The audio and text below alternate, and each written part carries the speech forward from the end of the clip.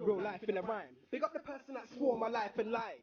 But I'm still alive, an apostrophe can't get rid of I. Dream chasing, don't say I didn't try. Foundation building, one brick at a time. Put a finger on the family, you'll solidified. Mum heard that lyric and said that isn't nice. I'm a good guy, just easy to vilify. Talk about Egypt, they find it applies. Friends will tell you that I won't pick a fight. Don't take a hood guy to punch you in the eye. This London boy can't get rid of grime. Probably the only artist that ain't been aligned. Consequently, it's time before shine. And when the next grind, I might reveal next time. Card them with a pagan like Christmas. Your disc get dashed like discus. Dispatch with quickness. In fact, kick back and witness. It's pain inflicted in English. It's instinctive to leave them with stitches. Another game ain't no princess. I'll hit the belly, then leave it kidless. Loose lips sink both. Okay, here we are on Saturday afternoon. Our race, second race of the Nuo Omnium series. This is my home race. My team is putting on this race for the Wisconsin Cycling Association series. So it's a big deal, and we are getting started rolling out. So the series, just to review, the Nuo Omnium, Northeast Wisconsin Omnium, is a Saturday. Well, this year was a Saturday morning time trial that was 7.6 miles. We all, most of us, competed in that at 8 o'clock this morning.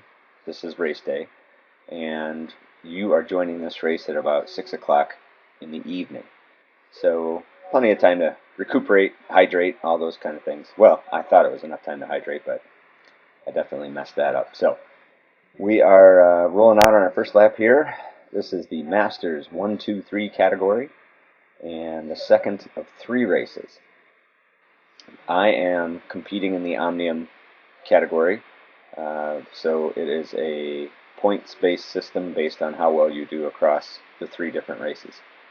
I am coming off my time trial from the morning that was mid-pack, or a little bit less than mid-pack. So not that great of a performance, but such is life. So I'm not that worried about the overall because I got thrashed so badly in the time trial. I'm pretty much just out here to have fun. I have only one teammate in this field. As you can see from the footage in the beginning, it's a pretty small field. It was Mother's Day weekend, so I think that hurt our attendance at this race. But we had a great. The people that did show up, we had a strong contention of riders, so that was not so bad. I believe the winner of the time trial overall, I could be wrong on this, but at least within the top 3 was Robert Berry, who ended up winning the Omnium.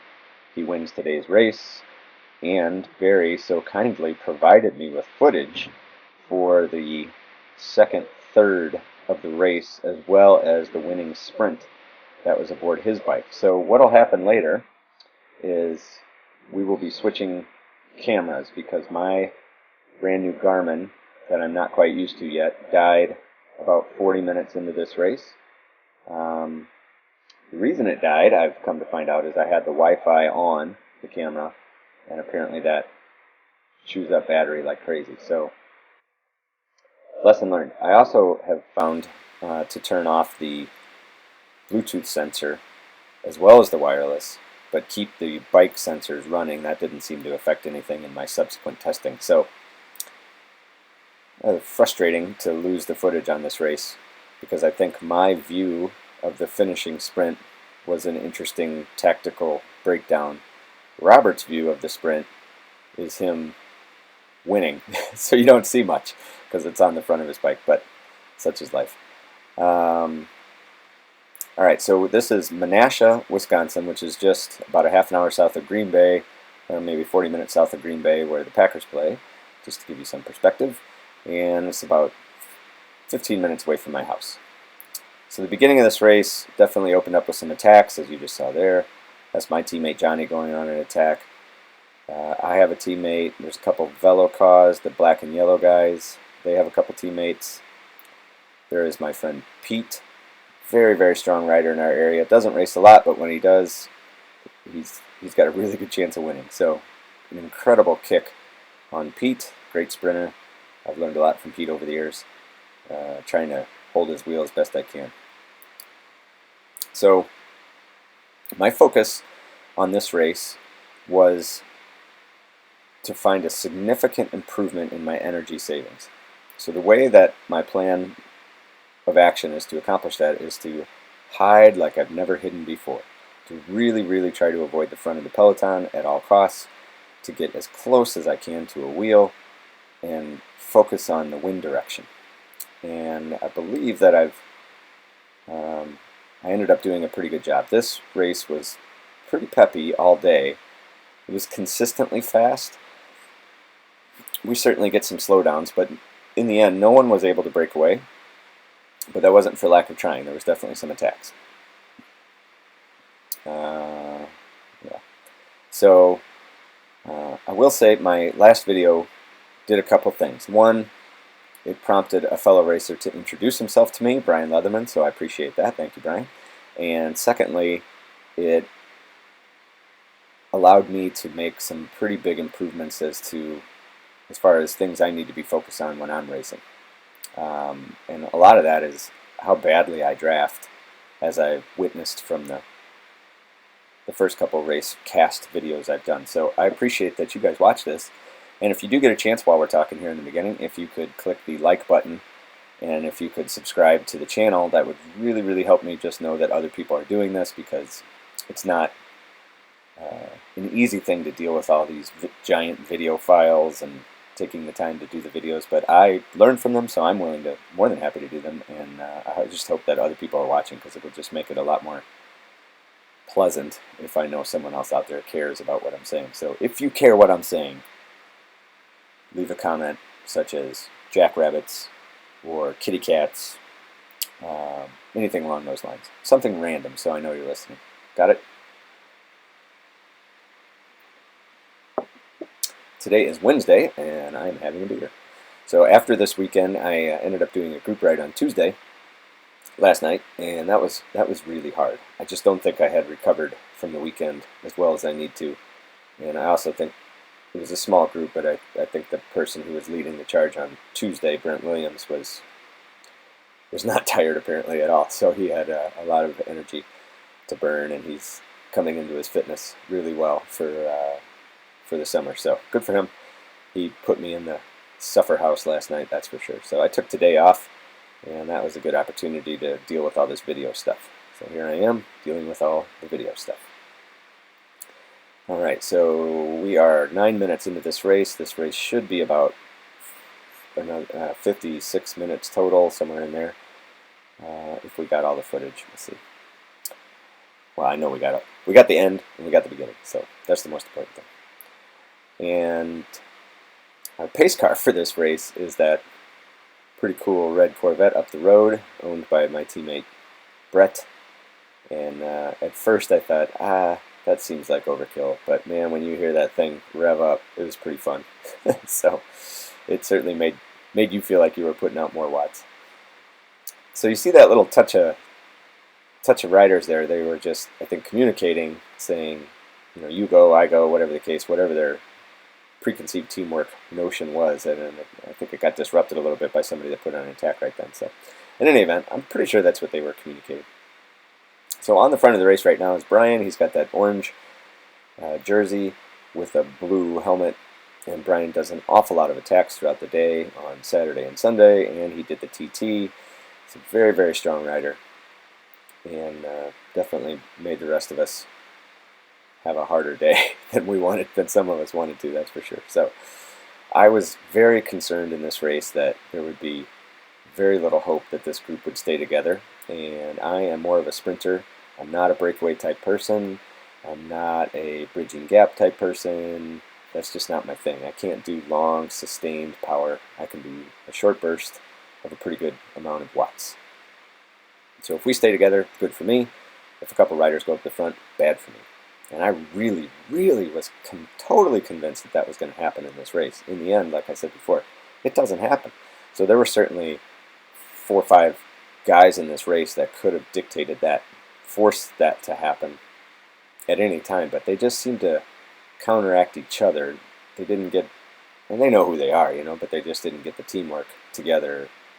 What's the word for that? I guess cooperation. They didn't seem to get the cooperation together to be able to whittle the field down to just those 4 really strong riders, or 5, whatever I don't know the exact number, but so again, good for me.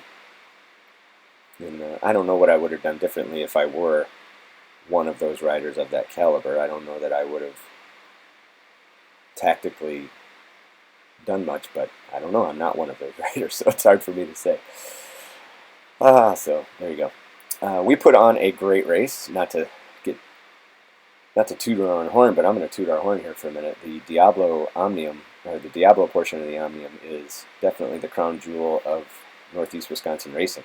Now, this year we have a few more races in our area, so we'll see what those folks can put together. I know that my friends running the Green Bay races definitely share the same sensibilities as us, so I'm expecting them to put on a heck of a show. But a lot of the races in our series are in Milwaukee. Most of them are in Milwaukee, a few in Madison. And, you know, some of those races are just boring as can be. There's nothing outside of racing your bike that's associated with the event. But they draw pretty good crowds because a lot of the guys in Wisconsin that race bikes live in Milwaukee. So we are about an hour and a half away from Milwaukee, and it's unfortunate that we can't get too many people to come up, because we have huge cash payouts. We have a great venue. It's a really neat course. You can see from the course outline that it's got some features to it that are interesting, keeps you on your toes. It's good for breakaways. It's good for strong guys, good for sprinters. The course itself is, most of it is smooth pavement. We're coming down the roughest section here, and then this corner is a little beat up, but it's really not that bad. Gigantic, huge finishing straight. We are right next to the river, which is pretty peaceful and beautiful in this section of the river that leads to Lake Winnebago. We bring in professional race announcers. We have beer and food on site provided by Stone Cellar Brew Pub, a local brew pub in our area, which does a great job on the food and has delicious beer. So I would encourage anyone who's running a race in Milwaukee to copy our program, because your Milwaukee races could be a lot better if you'd include some of those elements. Plus, you'd have the crowds built in because the people are in Milwaukee primarily. So, or, man, come up and travel to our race. It's an awesome race. Come check it out. Tons of money. We give it away. All you got to do is be fast on a bike. It's so easy. So, back to the racing. Again, my focus today, finding a draft and sticking with it. So that's what I'm really hoping to do here. That's Carlos ahead of me, certainly one of the strongest riders in our series. So everyone's kind of keyed up on Carlos. David K is the rider left to me. He lives in our area. Strong rider, puts on some explosive attacks toward the end of this race. Hopefully we get that on footage. It's kind of fun to see. And those boys finished pretty well today. I'll probably have to go look up the results. I don't remember exactly what the podium was.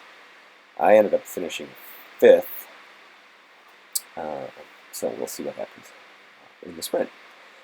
So I mentioned this on the Sunday race, but again, if you don't like watching the whole video, all you need to do is fast forward your mouse to the end of the video, and then you don't have to complain about how long my videos are.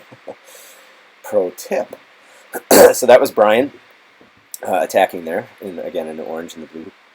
So I don't think people are too apt to let Brian get some space, because I have not raced with Brian a ton, but apparently these guys all are very, very clear on what Brian's capabilities are, so he's definitely keyed upon, and nobody wants to let him go. But again, there's an example where this cooperation between these enemy teams, maybe could have gone differently, and they would have had a different result. So Pete, like I said here ahead of me in black and white, is a sprinter. He has the capability of bridging and holding breakaways and things like that, but he would never do it solo. So he's very good at hiding, and he will close those gaps to make sure that no one's walking away from us for no reason. So I'm pretty keyed on Pete for a good long portion of this race. I am following my friend Pete. So thanks, Pete. Appreciate it. A good solid wheel too. I mean, I know Pete's a great bike handler, so I don't have to worry about any weirdness with Pete. So that also saves energy, by the way. finding a good solid wheel is one less thing that you need to be stressing about.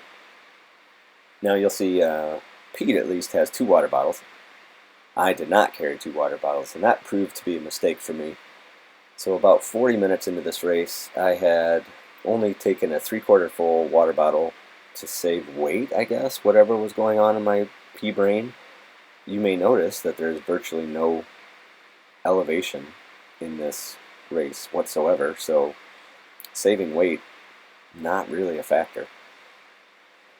In any event, I wish I would have taken more water with me. It was about 40 minutes in. I could feel my lips go dry. I just felt thirsty, and that's not a good sign, especially when you know you got to race the next day. That's just not smart. I'm not planning out my weekend as intelligently as I need to be. So again, live and learn. And that's another point of this video is it just allows me to relive the whole day and kind of pick apart what I did right, what I did wrong, even things completely unrelated to the bike. Like, for example, my wife mentioned to me that she was going to come down with the kids, so I spent a good portion of this race looking around for them because I didn't want to miss them. It seems like every race they show up after the race, they're like, "Oh, did you see us?" And I'm like, "No, I didn't." "Well, we were screaming like crazy. I can't believe you didn't hear us or see us." And it's just it's hard to see anything. So I really wanted to try to find them because they said they were coming. In the end, they never did show up, so that was on my mind. I was a little distracted by that, I suppose. So not much I can do about that, except it would have been wise to just let that go and not concern myself with it if I didn't find them in the first couple laps. Just move on. Who cares? Just race your bike. That's why you're here. I guess I do care. There's the rub. So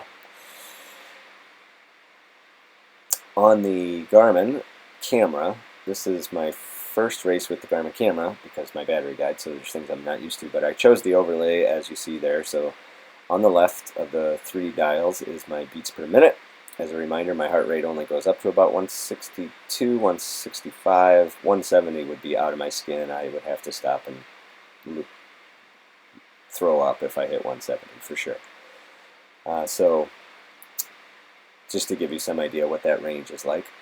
My watts, let's see, let's look at the review on this race. So the review on this race was 26 miles. It took us almost 1 hour exactly, so the average miles per hour was right at 26. I hit a max wattage of 1316, not sure exactly where that was. And my normalized power for the entire duration was 290 watts. And my threshold, which is the power that I should be able to do for an hour by myself, is somewhere around 306 watts, maybe 300 watts. It might actually be right at 300 with where I'm at right now in fitness. So 290 is pretty good. My normalized power for the time trial earlier in the morning was 311 watts, but that was only 18 minutes and something. So just to give you some idea of what I went through Saturday morning and what I'm going through now physically. And of course the miles per hour, the total mileage, again the total mileage was 26 miles, so you can watch the mileage click down to get an idea of where we're at in the race, or the time. 706 feet, I put that on there. I'm not really sure if that's of any interest, especially on a course like this. Probably not. So this would be the long section where I follow Pete for an interminable amount of time. So these are interesting things to me. Brian softening up the field, I suppose. I would love to have Brian as a teammate because he does a heck of a job. So if you're a Hollander racer, you should take every opportunity you can to race with Brian because he is happy to sit out there and pull the field around and attack and work on getting his own breakaways, whatever the case is. So I can only imagine if he had some teammates how effective that fitness would be. So kudos to Brian for being super fit. And we'll have some preems in this race, and there will be a points preem for the Omnium. So the way they did that is a mid-race preem, and there was a Omnium points for 5, 4, 3, 2, 1. and I did not receive any of those points today. I didn't go for it. It wasn't a concern of mine. Now on Sunday, that's not the case. I ended up trying for and getting some of those points, which proved important to get me on the podium of the Omnium overall, which I ended up third in the Omnium overall. So this is a good example of where the video has come in handy for me. So in the first race I got dropped. If you go back and watch that one, I picked on myself for closing all kinds of little gaps and worrying about every single attack. And I focused on not feeling like I need to be responsible for all those types of things. Sometimes you got to do what you got to do, but you know, in this case, a little patience paid off. I'm starting just in this 20 minutes I've been racing with Brian here ahead of me. I'm starting to realize what kind of a rider he is, and I think he enjoys having a rabbit to chase down, so I'll just let him do that. So I'm not sure who put on that attack the first time. I think it was David K up there again, in the blue. Maybe this was a preem lap, I'm not sure. I'm going pretty fast. Let's see if we slow down, or if maybe David was just putting in some effort, looking for some separation. Not sure. Hard to say. Well, we all slow down, so it was. I'm guessing it was a preem.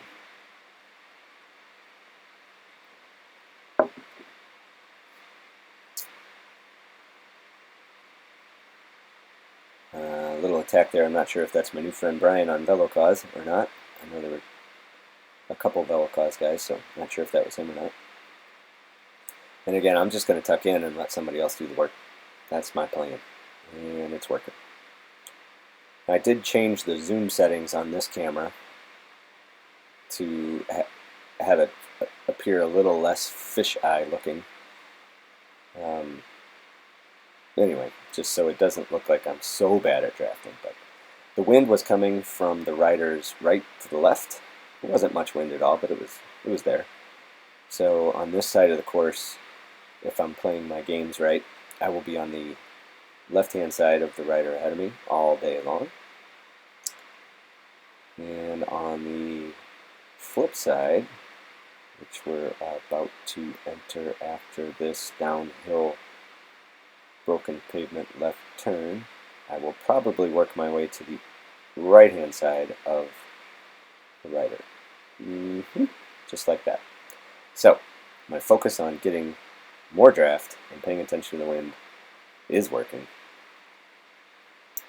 I know I felt like probably about this stage of the race, I felt like, wow, we're 20 minutes in and I feel great. I feel like I have not even really warmed up. So I was feeling really good for most of this race, and then that sort of dehydration thing just snuck up on me. So after the race, when I was talking to folks, I think I heard quite a few comments about how much salt was on my face. So that's a good sign that I screwed something up, because that's not normal for me to be salty-faced after an event. But again, 3 people said that to me, so I must have definitely screwed up my hydration. So nutrition-wise, I think I messed that up too. So my nutrition this day, I did the time trial this morning at 8 o'clock. I had a fruit and veggie smoothie. And then for lunch, I really didn't have much. I had some snacks. It wasn't a full meal. I had a bagel. I should say I had a quarter of a bagel about an hour and a half before this race. I had a goo about 2 hours before this race. And a lot of that time I spent being a corner guard, standing on my feet at that corner right there. So that was 2.5 hours of my day was standing on that corner. So not necessarily ideal, but it's our race, and you got to do what you got to do. So no worries. Maybe that was. Oh, this is a preem. Yep, that was a preem. I did not get it, so that was a wasted effort. Not sure what wattage I did in that waste, but that was a wasted effort. If you're gonna go for a preem, you better win it. Here's my advice. So speaking of the nutrition thing real quick, my weight for the last umpteen years has been about 183 during race season.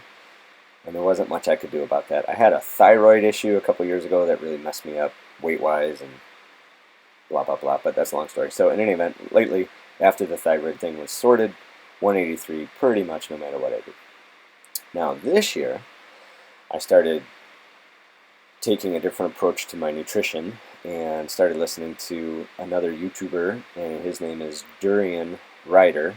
He's quite famous, been around for a long time. He's an Australian character, and he's a huge proponent of sugar, good sugars. He says sugar just to be sensational, but in reality, it's a lot of fruit and whole foods and any carbs that you can glean from those foods. So lots of fruit, lots of veggies, tons and tons and tons and tons and tons of bananas. The first 2 weeks I was on, actually the first week I was on that diet, I kind of followed the whole banana ethos and had tons of bananas, probably 7 or 8 bananas a day. And man, it worked. I gotta say, I dropped some weight that first week. I was down to 178, easy peasy. Didn't really change any other aspect of my life. I had already cut down on beer, so I don't think the beer had a huge effect on that amount of weight loss. And then lately, or after that, I sort of dialed it back a little bit. So I've definitely been eating a lot less meat than in years past, a lot less protein. I really don't think your body needs as much protein as we all think in this country. And a lot more carbs. Just way, way, way more carbs. A lot more breads, a lot of veggies, sweet potatoes, rice, white rice, all the stuff that lots of other folks say is maybe not a great idea. For my drinks out on rides, I'll have 2 tablespoons of organic sugar mixed with water and a little fruit flavoring thing, those little Mio squirters. I'll put that together, and that's my hydration drink. Now it's getting a little warmer. A couple days in Wisconsin are getting a little warmer. I'll pour some salt in there too to balance out that. It's super simple, dirt cheap, and readily available. Even if you're at a convenience store in the middle of nowhere, you can get the sugar for free, and you can squeeze a lemon in there for some flavor, and there's your hydration drink. So I kind of like that flexibility. Honestly, it's a massive reduction in cost. So our bike shop sponsor is very gracious with us, so we get great pricing on stuff. Recyclist Bike Co. If you want to look them up, it's at Recyclist Bike Co. And great shop, wonderful vision. Very excited to work with them, and they give us great pricing. But still, no one can touch this cheap nutrition plan I've cooked up for sugar, water, and some Neo flavoring. So it's great. Plus, you get to change the flavor frequently, which is nice. And you don't really have to go anywhere to get those supplies. In any event, that's the nutrition thing. So in the morning, I'll have usually 3 big ripe bananas. Not usually. Probably every other day I have this smoothie. 3 ripe bananas, a big fistful of spinach, chia seeds, water, fruit juice if I have it, and a big giant glob of honey. And lately I've been adding some more sugar on top of that, and that's been great. So I feel pretty full, gives me plenty of energy. My brain seems to work a little better, and my weight is down. So this morning, following this race weekend, the following Wednesday, I weighed myself. After the group ride on Tuesday, I was down to 175. So going from 183 to 175 doesn't sound like maybe a ton, but what a difference. Imagine half your bike weight disappearing. That's a massive, massive amount of difference in power to weight ratio. So, I don't know, works for me. It might be a terrible idea for you. You do you. Alright, back to racing. So we're halfway through this race, pretty much on the dot. Yeah, and we're going around in circles.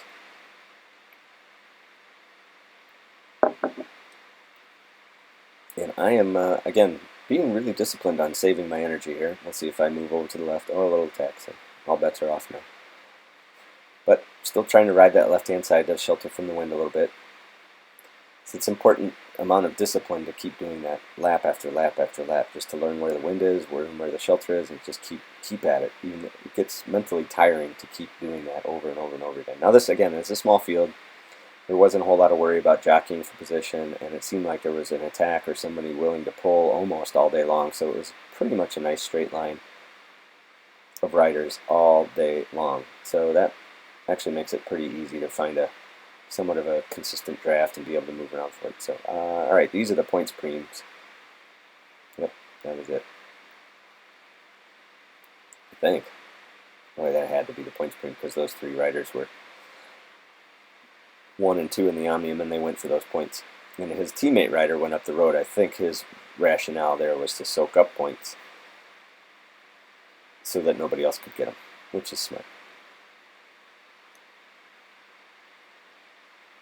Now the cornering in this race is interesting. So there were a few attacks later on by Carlos, and man, I have to say I was at the edge of my comfort level for my bike handling skills on some of these turns. And Carlos, who's on the front right now, he puts in just a devastating attack at some point in this race, and we're hitting those turns at an insane speed, and man, that was right on the edge of what I wanted to be doing in life at that moment.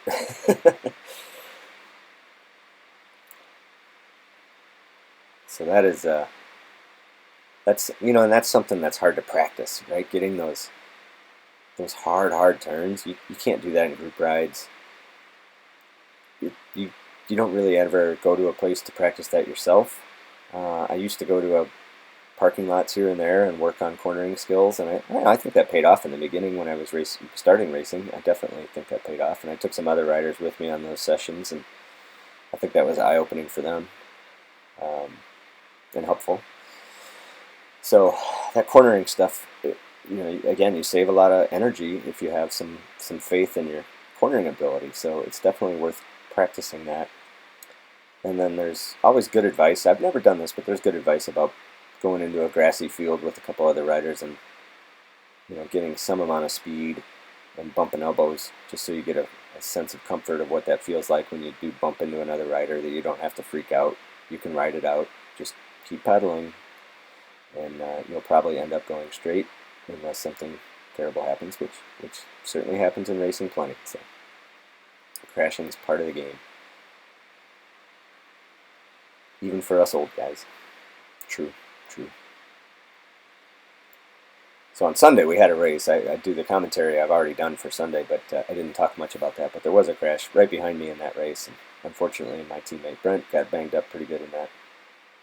I'm not sure what happened. I think his wheel just slid out, and another rider in our area, Derek, suffered a consequence from that as well. So it's unfortunate. Hopefully they heal up quickly and are back at it. But Brent was already asking for an indoor trainer because he is really a hardcore outdoor guy. Doesn't even have an indoor trainer. So he was asking to borrow somebody's so he could get some time in the bikes. Good for him. I think that helps a lot too mentally, just to get right back on the bike and get the blood moving, and I think it helps with healing and all kinds of other things. So good stuff.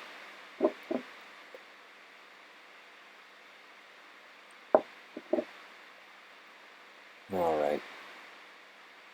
This is my teammate David. I'm sorry, not my teammate, but my person in our area, David, my friend. Following another good solid wheel, saving some energy by not stressing out about that. Good straight line. Brian up there leading the charge. Can't say I'm totally sure why he's willing to do all that work, but he is. So it's good. Keeps us all safe. Tactically, I have no explanation for it. Maybe softening us up and then attacking later, hoping for some separation from the field. But if it were me and I was that strong, I think I would be doling out that effort in the form of an attack, trying to get separation. But that's not me.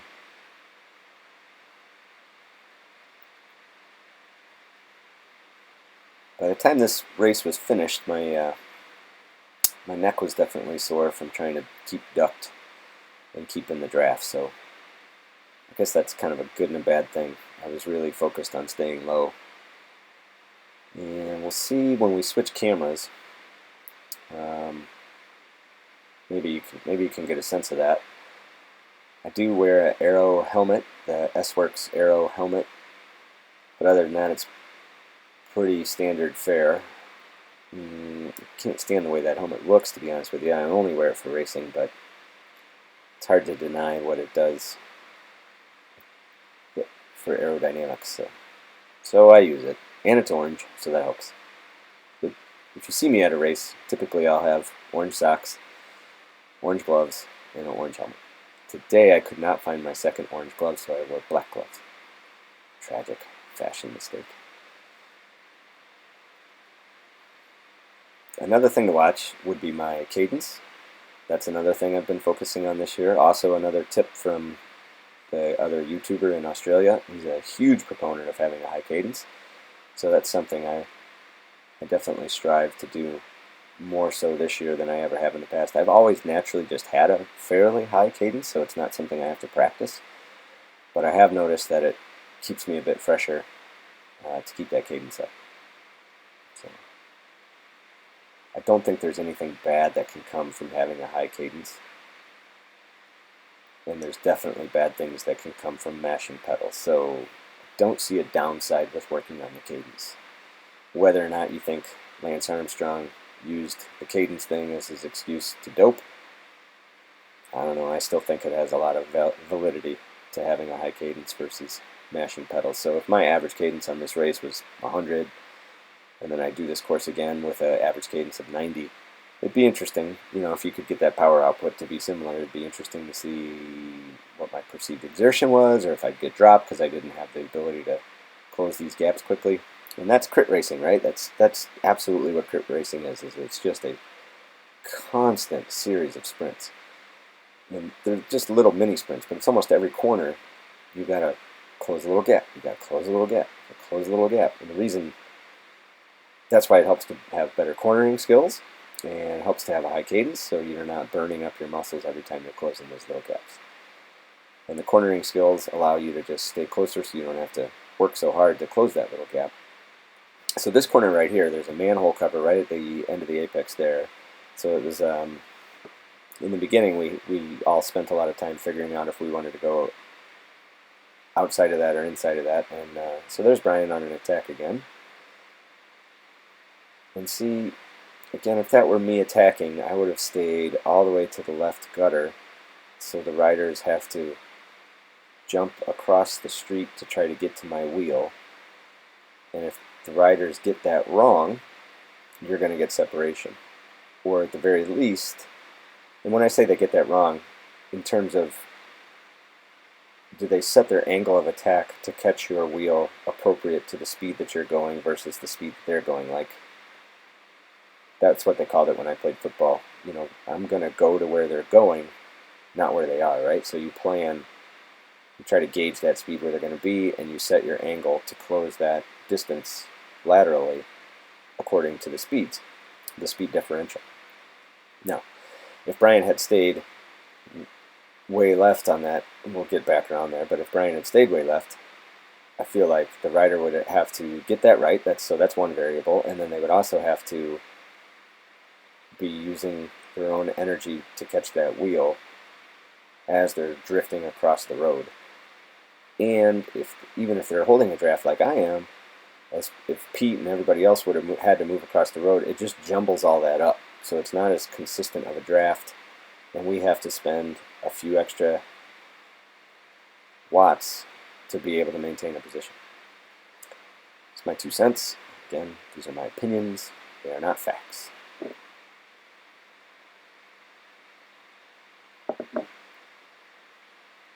Like right now, if you're going to be on the front, I would move to the left. If you're going to be on the front, you may as well be guttering the rest of the field. Because, like I said, the wind was coming from the rider's right to the left.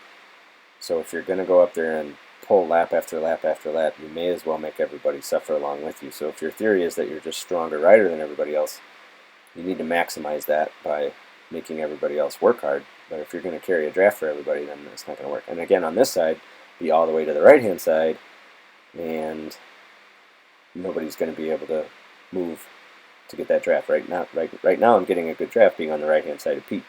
If those lead riders would have moved all the way to the right, I couldn't do that, obviously, because of the curb. So, hopefully they're not watching. Thanks in advance.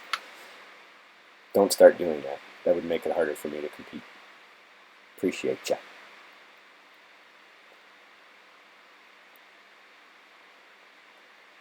Alright, let's see. I would also like to thank our race director, Bob Anderson.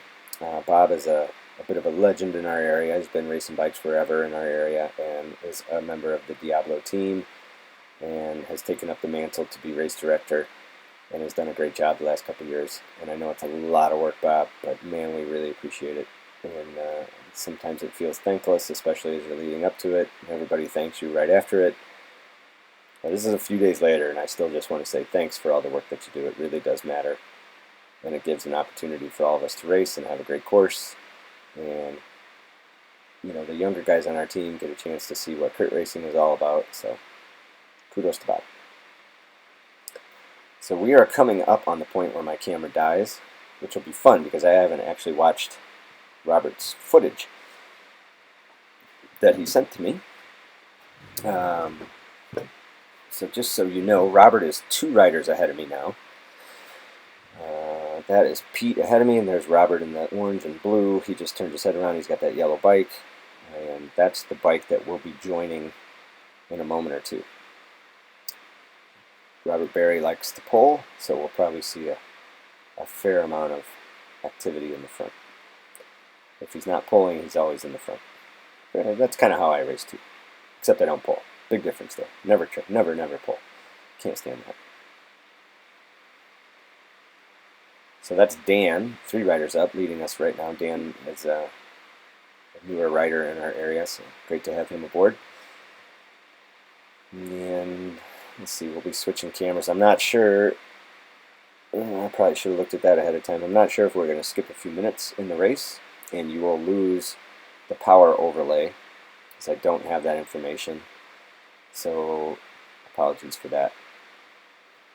So I'll try to give you an idea once we get to that point where time-wise is. So we are 43 minutes into 18 miles into this race on a 26-mile race. So I think everybody right now is thinking, I don't know, maybe there's 10 laps left or 8 laps left, something like that. So definitely people are starting to get fired up. Everyone is fully aware that there's 0 chance there'll be a breakaway at this stage, or very little chance there'll be a breakaway at this stage. Except those 2 riders, Carlos and Robert, certainly could have been the ones to do that. But that'll be a good marker to see where the footage starts on Robert's bike, to see if we see that attack or not, if we skip anything. So, or that gap, I should say. So we'll find out. And these are some of the turns that things just got hairy. It's worse later, but in any event, that's plenty fast enough to get my attention going into some of those turns. Alright, we'll be switching footage right about meow. Alright, now this is... Well, there's me with the obnoxious socks, yellow helmet. Alright, I'm trying to determine if we had already seen that or not. Hard to say. I don't know. That looks like it was a preem that just wrapped up there. But based on the overall time of this footage, I can't imagine that we repeated too much. So we'll just let her run and see what happens. We have about 10 more minutes together on my commentary. I had to be pretty close to what was going to happen on my footage. So maybe we missed 1 or 2 minutes when we switched. We cut out maybe 2 minutes when we switched cameras. Not sure. It's hard to say. Okay, so Brian up there. Robert. We're on Robert's bike now. Robert has closed this gap up to Brian. And I'm sure, just because I know what happened in the race, that there is no gap between these two, even though they're putting out a ton of watts right now. We're all tucked in nice and neat right behind him.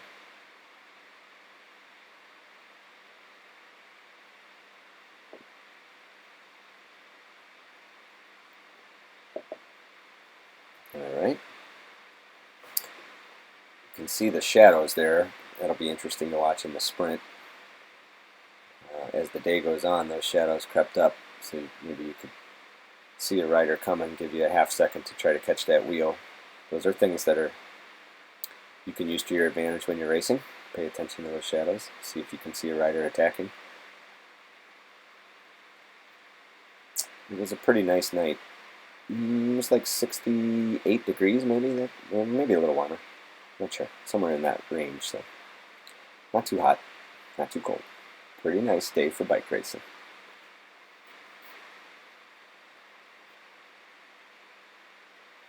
So each lap, I probably should have watched that earlier in the footage. Each lap is a minute. Probably right about a minute. So I imagine that there's about 10 laps left based on the time left in the footage.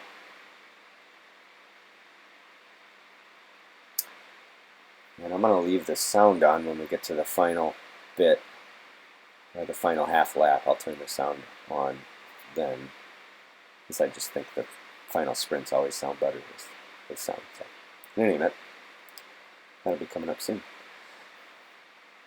So, Brian's pulling a lot again.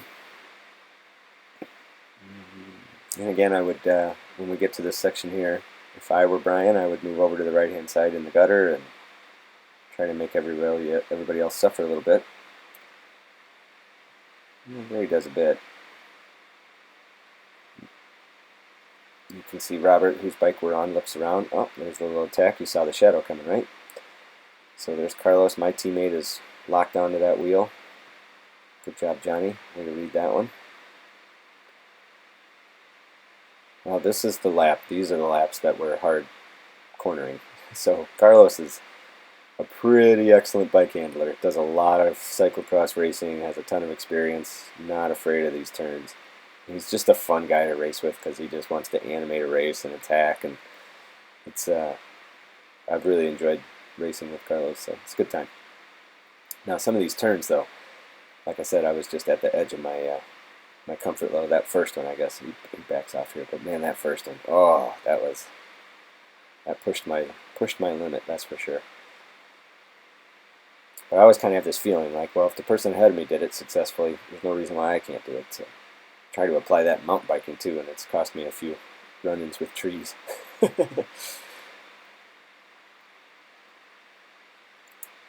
So there's a big attack. Yep. And this is, again, on Robert's bike, not mine. So I'm trying to remember that myself. That's why I keep repeating it. So I almost wanted to say, oh, I closed that gap, but no, I certainly do not. That's not something I would have done, or could do, maybe even. Who knows? Yep. So Carlos will give it a dig. He'll turn around and see that it's not working, and he'll back right off. So pretty judicious with his energy. When it's warranted, he'll throw down massive watts, and when it's not, he's going to get some rest. So smart racing.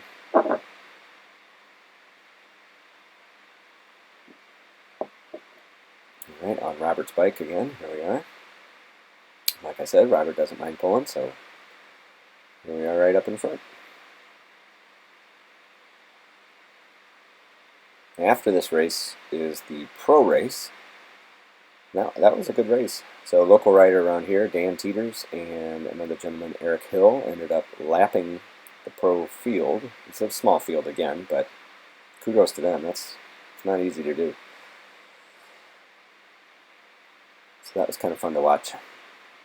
It was mostly fun being done with this race and having a beer. So that's my big prize.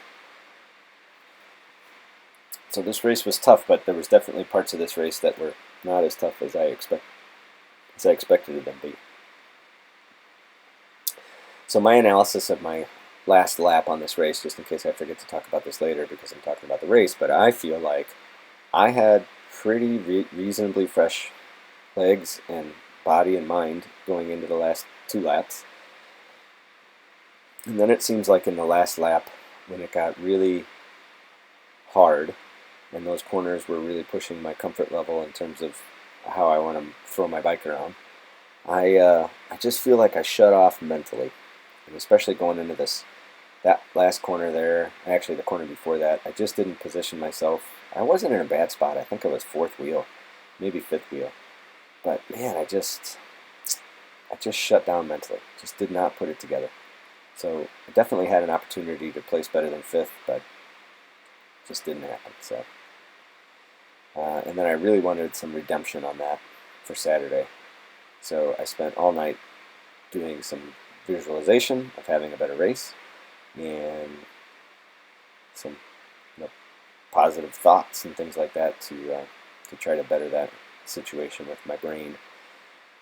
And I mentioned this in the Sunday race, but I forgot to go into detail on it. But a couple years ago, I did go see a hypnotist to work on these things, to be able to sort of shut my brain off going into a sprint. So I have a little trigger that I do on the bike. That's a total secret. I'm not going to tell anybody what it is, but it's very subtle, but it's enough to tell my brain to ramp it up and to hell with the consequences. So that's what goes through my mind should be going through my mind in my last lap if I have my mental game on correct. But it doesn't always happen, as we'll find out today in my fifth place finish.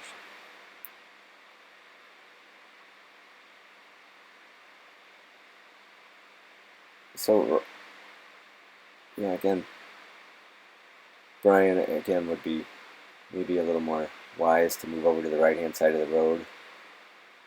And, all right, there's a big attack. David K. is right on that wheel. There's Dan closing that down. Thanks, Dan. Again, I'm on Robert's bike, I know. The more people close it down, it keeps it all together. So that turn was hard. I remember that one. Carlos ripping through that turn. And this one, I think, no. This one's not quite so bad. But there's one of these turns where Carlos stayed inside on that turn instead of taking it so wide, or someone did. There's the attack by David, and that was a ripper. So right after Carlos attacked and backed off, David throws in the kitchen sink.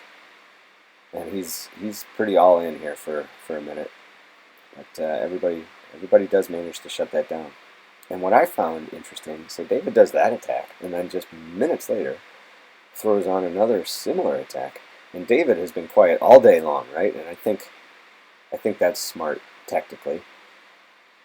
I mean, David can sprint, but I guess he's pretty comfortable getting some gap and holding that gap. Otherwise, I don't know why he'd be attacking right now. So he's got that confidence that he can pull that off. So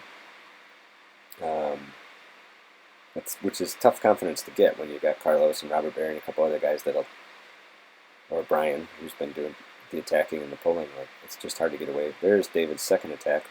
Only a half lap later, he's got a ripper attack. And there I am. So, kind of interesting to see me on video. For me, not for you. It's interesting for me. And David pulls off on that was kind of an odd move. Can't say that I was a huge fan of that.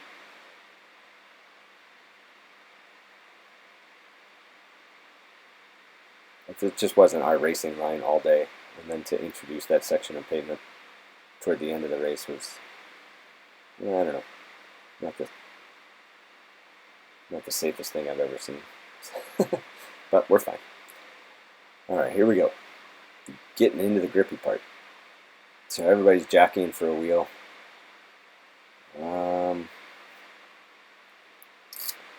We are probably down. We'll be coming through I imagine it'll be our last lap. Coming through. We got about a lap and a half left. So everybody's gearing up. And there's Carlos's teammate, Michael.